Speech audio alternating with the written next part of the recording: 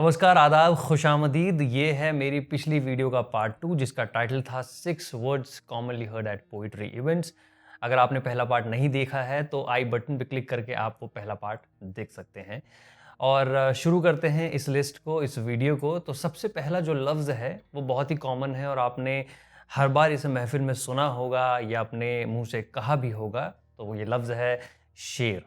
अब शेर के मायने आप लोगों को मालूम होंगे। शेर एक जैसे इंग्लिश में हम लोग कपलेट बोलते हैं या दो मिसरों का जो जोड़ा होता है उसे हम लोग शेर बोलते हैं, या कुछ लोग उसको बैत भी बोलते हैं जो कि सही भी है।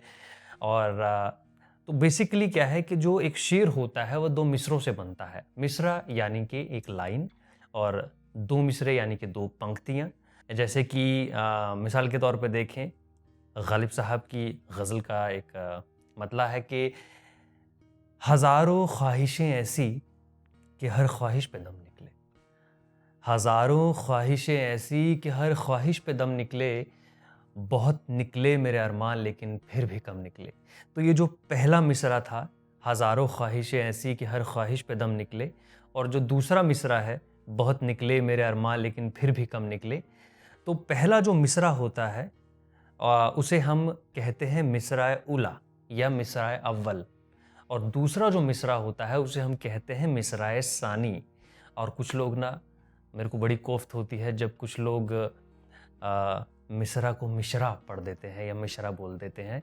तो इसमें श नहीं होता, इसमें सा होता है, मिसरा। वैसे ये बहुत कम मिस्टेक्स होती हैं लेकिन कुछ लोग कर जाते हैं, तो ये ख़ास तौर पर उनके लिए है।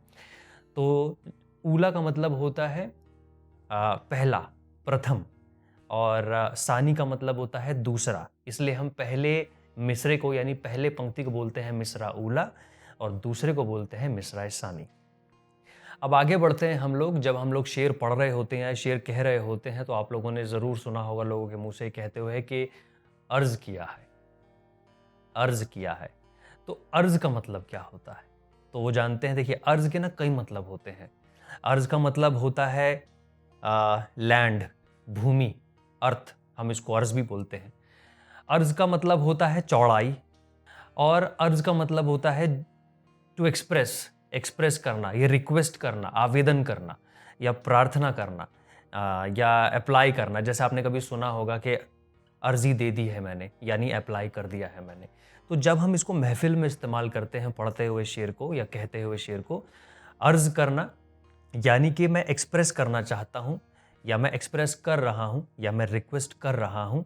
और जब कोई शख्स शेर सुनाने से पहले अर्ज़ करता है तो सामने से आवाज़ आपने सुनी होगी श्रोताओं के द्वारा, इरशाद। तो यहाँ पर इरशाद का मतलब मैंने आपको बताया था पिछली वीडियो में। अगर आपको नहीं याद है तो आप एक बार जाकर दोबारा से देख लें। तो अर्ज़ का मतलब होता है कुछ अर्ज़ करना, यानी कि एक्सप्रेस करना, यानी कि सामने रखना। उसको हम कहते हैं अर्ज़ करना। फिर आपने एक और लफ्ज़ सुना होगा, नज़्र करना। यकीनन सुना होगा आपने। तो नज़्र करना क्या होता है? नज़्र करने का मतलब होता है, मैं पहले नज़्र बता देता हूँ आपको नज़्र का मतलब क्या होता है। नज़्र का मतलब होता है तोहफ़ा या भेंट या गिफ्ट। तो नज़्र करने का मतलब होता है कि भेंट करना या अर्पित करना कुछ। जैसे कि जब कोई शख्स शेर पढ़ रहा होता है या शायरी पढ़ रहा होता है तो कभी कभार वो किसी को डेडिकेट अगर करना चाहता है कोई शेर, तो आम तौर पर वो कह देता है कि मैं ये शेर जो है नज़्र करता हूँ आपके नाम। तो यानी कि मैं आपको ये अर्पित करता हूँ, आपको डेडिकेट करता हूँ, आपको अर्पण में देता हूँ, ये आपको भेंट देता हूँ। तो नज़्र करने का मतलब होता है to give someone something as a present, या डेडिकेट करना उसको। ये होता है नज़्र करना। एक और लफ्ज़ है जो लोग इस्तेमाल करते हैं महफ़िलों के अंदर, ख़ासकर शायर लोग इस्तेमाल करते हैं, वो होता है कलम। कलम होता है असली में लफ्ज़ जो लोग इस्तेमाल करना चाहिए, लेकिन लोग कई बार कलम इस्तेमाल करते हैं, यानी कि KALAM।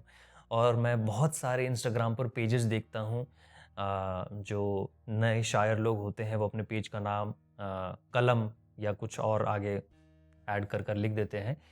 लेकिन वो कलम नहीं होता, वो होता है कलम, यानी कि QALAM, कलम।